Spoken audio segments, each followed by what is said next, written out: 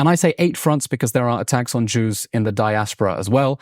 And yesterday, we saw the horrific image of the upside-down red triangle being sprayed on the Columbus Monument in New York. The upside-down red triangle is how Hamas marks out targets in its videos. And someone had spray-painted on the monument, "Hamas is coming." This is not criticism of Israel. This is a direct death threat against the Jews of America. So you have an ally that is fighting for its life against a terrorist regime in Iran that calls us the little Satan and you the big Satan. And it's important to stand in solidarity with that country and give it what it needs to fight. Look, the future of the free world in the West is going to be determined in the first half of the 21st century by the fate of 3 countries that are at risk of extinction by aggressive neighbors. Israel at the hands of Iran, Ukraine at the hands of Russia, and Taiwan at the hands of China. If Israel falls to Iran, Ukraine falls to Russia, and Taiwan falls to China, that is not going to be a world that is safe for the West, for the free world, for democracy.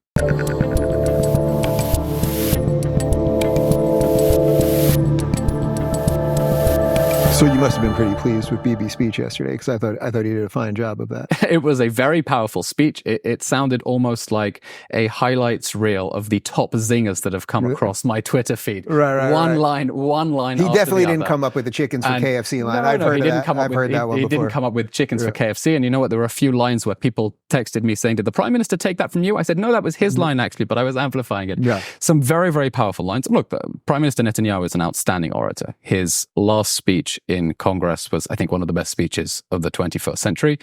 And Netanyahu, you're talking about like 10 or 12 years ago. Right? 9 years ago, when he spoke in Congress to oppose the Iran deal. It was a powerful speech in which he reminded the United States of the importance of standing behind Israel as we fight against our common enemies in pursuit of total victory, to try to dispel the lies that are being told about Israel and remind the United States why it is so important to stand with Israel rather than throw us under a bus, because this is a war that you would like to make go away. We also want this war to go away. One of the lines I keep saying, we didn't start this war, we didn't expect this war, we didn't want this war, but it's a war that we have to win. Because if we don't win it, there will be a next time, and it will be worse. Right. So what would you say to all of the people that didn't, the Democrats, let's say, who didn't show up to listen to Bibi? I think it was a terrible mistake. You have right now your main ally in the Middle East fighting for its life against the Iranian regime and its proxy armies on 7 different fronts. The war started with Hamas on October 7th in Gaza. But since then, we've been under non-stop rocket attack from Hezbollah in the north, which has 200,000 rockets. The entire northern border of Israel has been depopulated. 60,000 people can't go back to their homes. We've had when I saw you in the hotel that you gave a talk at, I mean, we were at a hotel on the beach in Tel Aviv, and most of the hotel was people from the north who are now living in a hotel. And if we're talking about the beach in Tel Aviv, just the other week, we had a drone attack from the Houthi terror pirates, Iran's Islamic pirates in Yemen. They fired a drone at Tel Aviv that approached over the beach. I was sitting on the beach until just a few hours before. A drone the size of a car came all the way from Yemen and crashed into a residential building, killing one of my neighbors.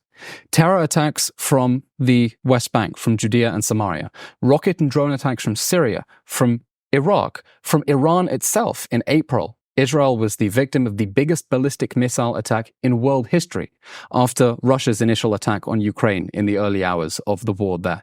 And I say 8 fronts because there are attacks on Jews in the diaspora as well.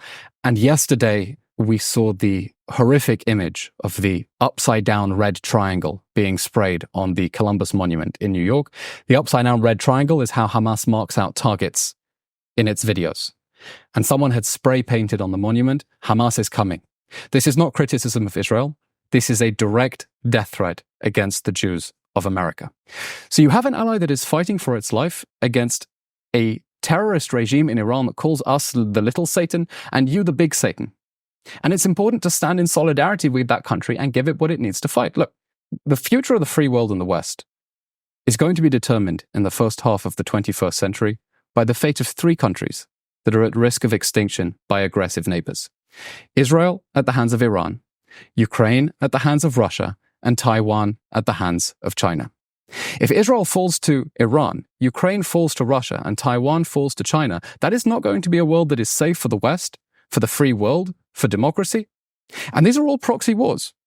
Iran sees its real enemy as being the United States, and it wants to weaken Israel to weaken America. It wants to hurt us in order to hurt you. That's why it's surrounding Israel with a ring of fire and trying to watch it burn and watch it bleed.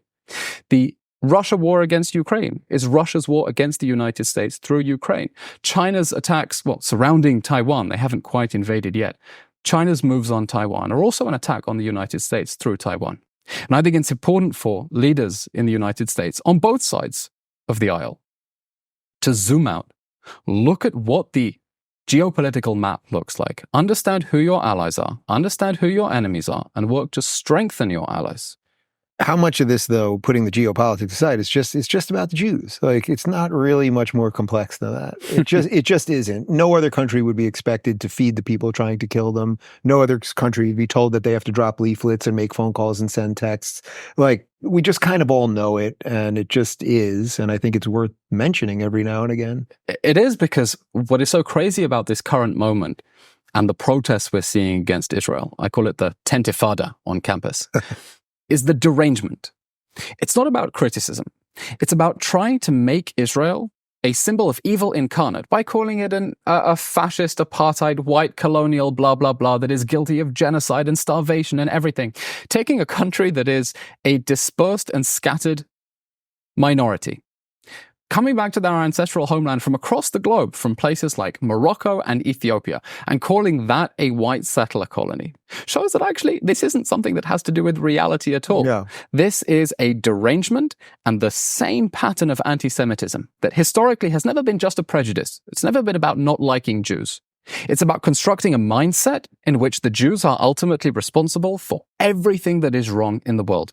And when you see protests saying that fighting for the Palestinians is a social justice cause, and a climate cause, and an LGBT clause, and a racial equality clause, you see that they are not talking about Israel as a real place. They are talking about it as a symbol of evil, because it is a way for societies to deflect attention and responsibility for their own failures. So is that, to me, that's what it actually all is, that all the Arab countries kind of need Israel, because if Israel didn't exist, their own people might be like, man, our governments are kind of shitty to us. But as long as they can basically point to Israel, and I think most of the other countries, the European countries, they need Israel to be like, that's the cause of all of the problems, because the French don't want you thinking that they're actually occupying Bora Bora right now, but they are. like there's just so much shit in the world, and everyone can just be like, those guys, they're old people, Bible, whatever. Historically, just as in failing societies, the Jews were the one thing people could agree on. They can't agree on anything. They can agree they don't like the Jews, so they scapegoat the Jews.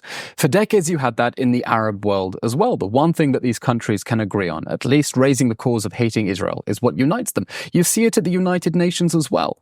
Why is that organization so systematically, institutionally weighted against Israel? Well, most of those countries aren't democracies. They don't see eye to eye on most issues. The one thing they can agree is to find a scapegoat and to accuse it of being responsible for all the world's problems instead of taking responsibility for their own actions. But I think it's beginning to crack. We saw it beginning to crack with the Abraham Accords under the Trump administration, where he was able to get peace and normalization agreements between Israel and the United Arab Emirates, Bahrain, Morocco, and Sudan. For the first time, these countries looked at Israel and said, wait, hang on, why are we scapegoating Israel? Why are we joining this insanity of boycotting the most dynamic, vibrant economy in the Middle East in order to do what?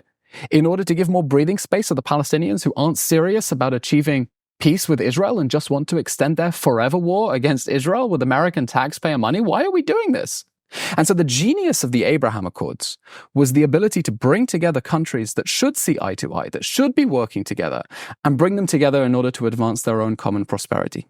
And what the Prime Minister spoke about in his speech in Congress was upgrading the Abraham Accords into an Abraham Alliance, into a regional security infrastructure in which these countries are able to operate together to face down our common enemy within the Middle East, and ours and yours within America, which is Iran. And saying, look, these countries have an interest in rolling back Iranian aggression, in not letting Iran export its form of radical Islam that it's been threatening to do since the Iranian Islamic Revolution.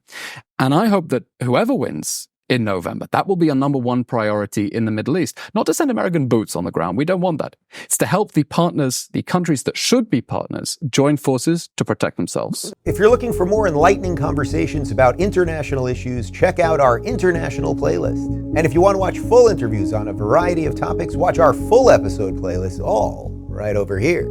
And to get notified of all future videos, be sure to subscribe and click the notification bell.